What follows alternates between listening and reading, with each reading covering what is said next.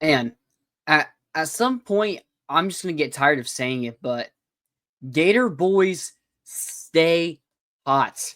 Gators landed a commitment Friday night from four-star running back Carsyn Baker out of Fairburn, Georgia. I believe it was the same hometown as Gator great Will Richard basketball squad won the national championship. But yeah, Gators land four-star running back Carsyn Baker, 187th ranked player in the 247 composite rankings, 15th running back, 22nd ranked player out of the state of Georgia. If you go back a month ago from now, which this actually works out perfectly, the Gators, May 16th, I believe, was that weekend. Or, yeah, May 16th. They hosted about 7 or 8 official visitors. And you're thinking maybe we'll land one of them. We end up getting Jameer Perez to commit that weekend, 3-star nose tackle defensive lineman out of Ohio. And it's like, okay, we have Chauncey Keenan as well, someone that after that visit ended up naming Florida, Miami, FSU, the 3 in-state schools as the 3 schools that are really at the top of his board right now. It's like, okay, maybe you're going to end up getting 2. But then Carsyn Baker cancels his visit to Ohio State, cancels his visit to Clemson. Florida ends up getting some projections for him, and it's like, okay, wow. Jabbar Jaloop does it. He's going to get a great running back. He then takes a visit to FSU, and there's a lot of good narrative for Carsyn Baker to FSU coming out of this visit. I wouldn't say I was worried, but I'll say there was legit smoke for Carsyn Baker and FSU with what he was saying, at least, to the beat writers, to the public, to the fans, and everything. You had FSU fans saying they think they're going to end up landing Carsyn Baker. Boy, were they wrong. Shut up a specific message where an FSU fan was like, Kayshawn Henderson and Carsyn Baker, man, we're going to be loaded. Henderson cancels his visit to FSU, and Baker commits to the Gators. What a landing for the Gators. 6'1", 195 pounds, out of Langston Hughes High School. The thing that stands out about Carsyn Baker is his elite track speed, running a 10.6 100 meter. For comparison, Chris Rainey, he ran a 10.66 and he was 5'8". So Baker, a bit faster and a good bit taller, is even quicker. I mean, not as small, so he may not be as elusive as a Rainey was, but you're getting that elite speed for a running back there that we haven't really had since the Demps Rainey days. So it's like, you look back at our previous running backs, you have Ball and Jacoby Jackson and Trayon Webb right now, the 3 guys you're expecting me in the rotation. Good speed. I think Ball has like that really good intermediate speed for size, speed, physicality. Same with like Jackson, not the quickest. Neither does Webb. You look at who he lost. I mean, ETN had good speed as well, a bit quicker, but again, not nearly the same speed as a Baker does. Pierce, P. Ryan, Kelvin Taylor was pretty quick, but I think Baker's a good bit quicker there. It's like you're going back to when we were winning the national championships, and for us to have this elite track speed at running back. And you look at the guys that we have in the last class. You look at Duke Clark, Waltez Clark, who's a 4-star out of in Tampa. A really good receiving back. I think he can be a good out the backfield and everything, but he's probably the best receiving back we've got in a while. Since I guess Malik Davis was a good receiving back as well. And you get Byron Louie out of American Heritage, I believe, who's going to be a more physical down-to-down back that you can rely on to just go and bruise up defenses. And then you get Carsyn Baker, who's going to be that elite speed back that's just going to be able to break open those long touchdown runs out of nowhere because he's going to be faster than most of the players on the field there.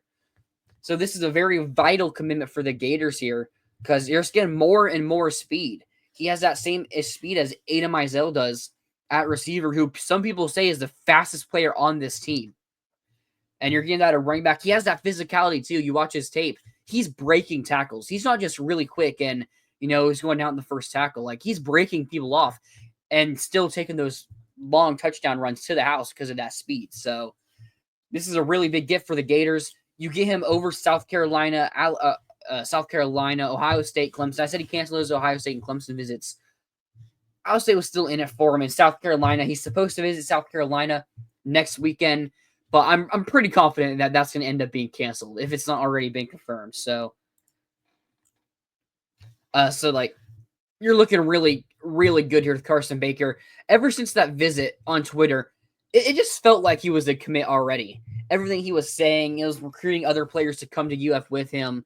Like, he took that visit to FSU. It's like, it's narratives, I feel. He took the visit to FSU. I think he likes Mike Norvell. Mike Norvell, horrible, like, pretty bad recruiter for FSU standards and lost standards, I guess. But he does get some kids to have that really good relationship with.